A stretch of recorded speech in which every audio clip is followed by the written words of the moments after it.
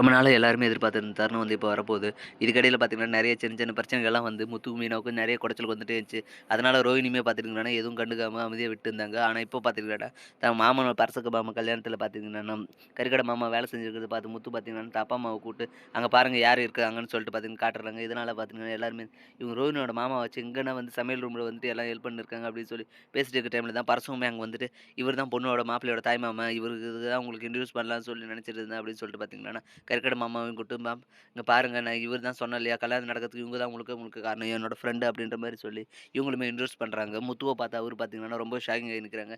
என்னடா சொல்றதுன்னு தெரியல. யோசிச்சுட்டு அப்படியே அது என்ன சொல்றதுன்னு தெரியல. வாய் கொளறுன்னு அப்படி இப்படின்னு முழிச்சுட்டு இருக்கேன்.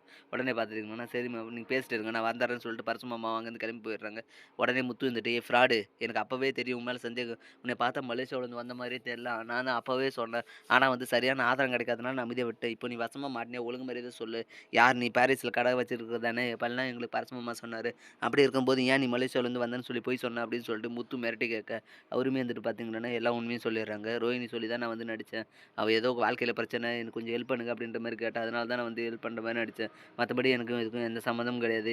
அவசரப்பட்டு ஏதோ ஒண்ணு பண்ணி இந்த கல்யாணத்த நிறுத்திறாதீங்க. என் அண்ணன் மகனுக்கு இப்ப தான் வந்துட்டு ஏதோ நல்லபடியா கல்யாணம் நடக்க போகுது. நீங்க அவசரப்பட்டு எதனா சொல்லி, அப்புறம் இதனால எதனா பல பிரச்சனை வந்துரும். அதனால கல்யாணம் முடிஞ்சதுக்கப்புறம் நம்ம பேசிடலாம் அப்படின்னு சொல்லிட்டு, கால்ல விழுவாத குறைய கெஞ்ச, உடனே முத்துவுமே வந்துட்டு, எனக்கும் அதுதான் சரின்னு படுதுப்பா. நம்மளால வந்து பரசு மாமா பொண்ணு கல்யாணம் நிக்கக்கூடாது. அதனால கல்யாணம் முடிஞ்சிட்டும். அதுக்கப்புறம் நம்ம பேசிக்கலாம் அப்படின்னு சொல்லிட்டு பார்த்தீங்கன்னா, நெனச்சுட்டு அமைதியா விட்டுர்றாங்க. அதுக்கப்புறம் பார்த்தீங்கன்னா, ரோஹிணியுமே வந்து பார்த்தீங்கன்னா, மாமாவ பார்த்துட்டு, "ஏய் நீ எங்க இங்க வந்திருக்கீங்க? முத்து யாருன்னா பார்த்துட்டாங்கன்னா மாட்டி வீணா கிளம்பி போயிருங்க" அப்படின்னு மாரி சொல்ல, "என்னம்மா பேசிட்டு இருக்க? ஆல்ரெடி நான் வந்து முத்து என்ன பார்த்துட்டான். நானுமே வந்துட்டு கல்யாணம் முடிஞ்சதுக்கப்புறம் பேசிக்கலாம்னு சொல்லிட்டு அமைதியா விட்டேன்" அப்படின்னு சொல்ல, உடனே இத கேட்ட ரோஹிணி பார்த்தீங்கன்னா, ரொம்ப ஷாக்கிங் ஆயிடுறாங்க. "ஐயோ! மாமா கண்ணுல மாட்டுட்டாரே! நம்ம என்னடா சொல்லலாம்? என்ன சொல்லி சமாளிக்கலாம்?" அப்படின்னு சொல்லிட்டு பேந்து பேந்து முழிச்சுட்டு திரு திருன்னு அங்கங்க இது பண்ணிட்டு இருக்கு. முத்துவுமே பார்த்தீங்கன்னா, ரோஹிணிய பார்த்துட்டு, ஓ! நல்லா வசமா மாட்டியிருந்தனால தான் என்ன பண்ணலாம்? எப்படி சொல்லி சமாளிக்கலாம்ன்னு சொல்லிட்டு யோசிச்சுட்டு இருக்கா போல பார்லர் அம்மா. வசமா மாட்டுனா. இப்போ வீட்டுக்கு போனதுக்கப்புறம் அவள வச்சுல சொல்லிட்டு முத்துவுமே காத்துட்டு இருக்காரு. இப்படி தான் வரப்போற எபிசோடு எல்லாம் போப்போது. அடுத்து என்னலாம் இன்ட்ரெஸ்டிங்கா நடக்க போகுதுன்றத நான் பொறுத்திருந்து தான் பார்க்கணும். மேலும் இது போன்ற அப்டேட்ஸ் தெரிந்து கொள்ள மறக்காம நம்ம சேனல சப்ஸ்கிரைப் பண்ணிருங்க. கூடவே பெல் பட்டனையும் அழுத்துங்க. அப்பதான் நான் போடுற ஒவ்வொரு வீடியோ உங்களுக்கு நோட்டிஃபிகேஷன் வரும். Thank you.